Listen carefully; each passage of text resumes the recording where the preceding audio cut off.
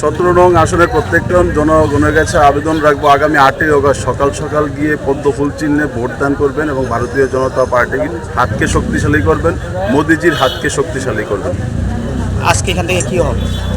আজকে এখান থেকে আমার বাদারঘাট বিধানসভার অন্তর্গত 5টি গ্রাম পঞ্চায়েত রয়েছে। 5টি গ্রাম পঞ্চায়েতের বিভিন্ন রাস্তা বাইক র্যালির মাধ্যমে আমরা গণদেবতার কাছে পৌঁছাবো এবং আবেদন রাখবো যেন আগামী 8ই অগস্ট তারা নিজ নিজ ভোট কেন্দ্র গিয়ে ভারতীয় জনতা পার্টির প্রতীক চিহ্ন পদ্মফুল চিহ্নে ভোটদান করে। কতজন আজকে এখানে অংশগ্রহণ করছে?